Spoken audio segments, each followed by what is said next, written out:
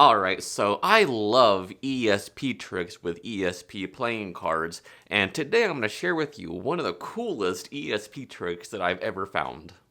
This is sort of my variation or my take on an old trick called Cheapest Match by Max Maven. Now this does use a principle called the Ramy Principle, which is so just mind-blowing that it's impossible to figure out how it works. If you love mentalism, if you love ESP tricks, and if you love self-working principles, then you're going to love this trick. Let's get into it. Alright, so first I'll show you what this thing looks like, and then after I'll show you exactly how it's done. Alright, so imagine I'm doing this for a real person right now, okay? So, years ago, there was a guy named Dr. Ryan who conducted experiments at the university that he worked at to see if people had ESP abilities or psychic abilities with these symbol cards here. Alright, so maybe we can test and see whether or not you have those abilities. Why don't you mix them up a little bit? Any kind of mix will work. Completely up to you. Alright, so now we will we'll each get some cards, okay? So maybe you get 1, 2, 3, 4. I get 1, 2, 3, 4 cards. Alright, so you can pick your own pile. It doesn't matter which one you get. Maybe they pick that one right there. Alright, so I really want to see if you have psychic abilities. So what I have here are some stones or some gems or crystals. And the reason why I have these is because gypsies used to use these. I think they still do, to sort of meditate on and try to see a glimpse of the future just by holding on to these. So we'll use the cards and the crystals to see if maybe you have some psychic abilities today. Alright, so what we'll do is this. You can choose any amount of stones that you want. It's completely up to you. So maybe they choose 2 stones. So that means you take your cards and transfer 2 cards to the bottom. So they do that. That's 1 and then 2. And they put their next card right there. I do the same with mine. So that's 5 cards. So I go 1, 2, 3, 4, 5. I put mine right there as well. Now, since we got rid of 2 cards, we get rid of 2 stones, all right? So we just keep going until we have no cards left, all right? So how many do you want this time? Maybe they choose 4, all right? So they go 1, 2, 3, 4. Put the next card there. I do the same with mine. I have 1, so I go 1, put my card there, and by this point, you know what to do. So we got rid of 2, we get rid of 2 stones. Now there's 3 left. Any amount of stones that you want, it's completely up to you. Maybe they pick 2. All right, so they go 1 and then 2. Put their next one there. I do the same with mine. I have 1. I go 1. Put mine there. Now there's no more stones left. We each have 1 card left. Now, the real test is this. Out of all those choices that you just made, you were left with 1 card. And if you had any psychic abilities or ESP abilities, mine should match your card. Let's see what I got. Well, today it looks like you might have ESP abilities, but the real test is these cards here. Will they match? Well, my card is the square. You also got the square. That's a circle, that's a circle, that's a star, that's a star. Complete and total match. Alright, so let's talk about this. So the original handling used coins of different denominations, and what you would do is give the person the coins and have them shake them up, and they would call heads or tails, and then when they drop them, they would take all of their chosen coins, whether it be heads or tails, and keep them, and they give you the rest. So they would maybe have 2 head coins, you would have, the rest of the tail coins. But I've always thought that using coins just really made no sense to me in a mentalism routine like this. So I always thought that using something else like maybe crystals or stones and talking about gypsies would make a little bit more sense.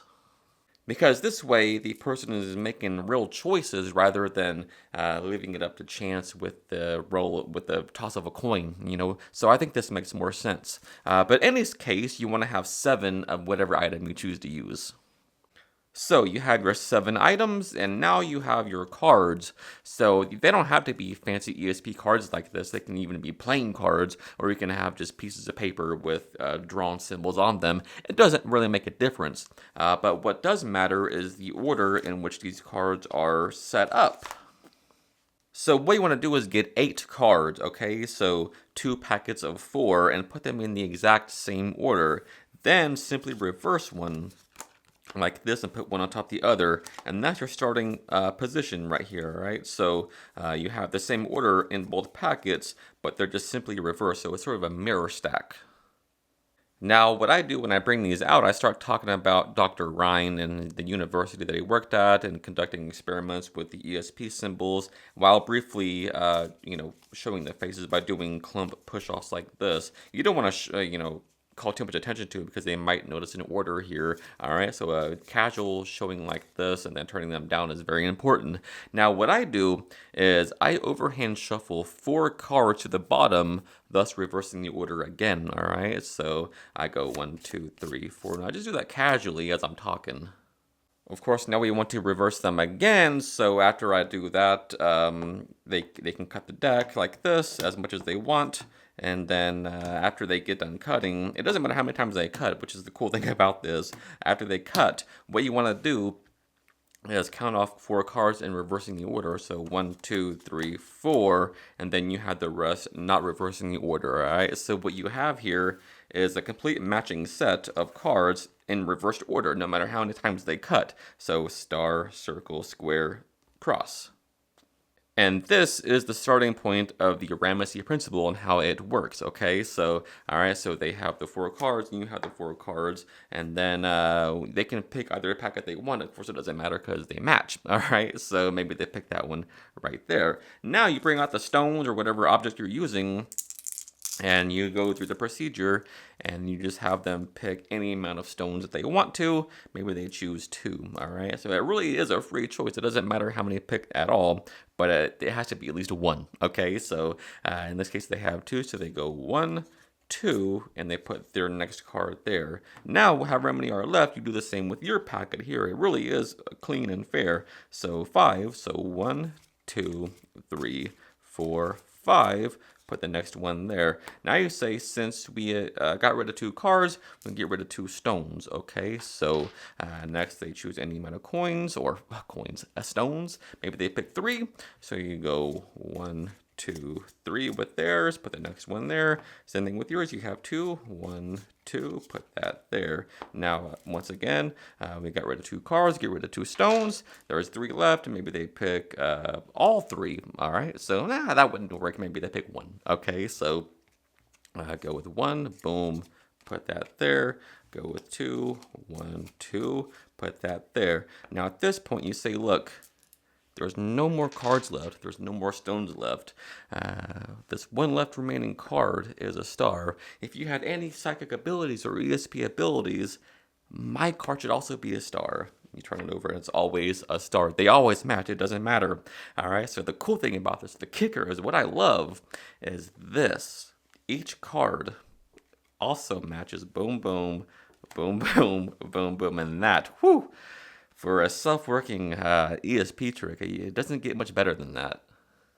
This deck that I'm using is the Eclipse ESP deck by the 1914 Louis Laval and D. Christopher, amazing mentalists, and this is one of the best, if not the best, ESP deck I've ever had. It's made from plastic, PVC, so they're going to last forever, and they're completely marked, and the marking system is just brilliant, and you can read them from across the room, literally.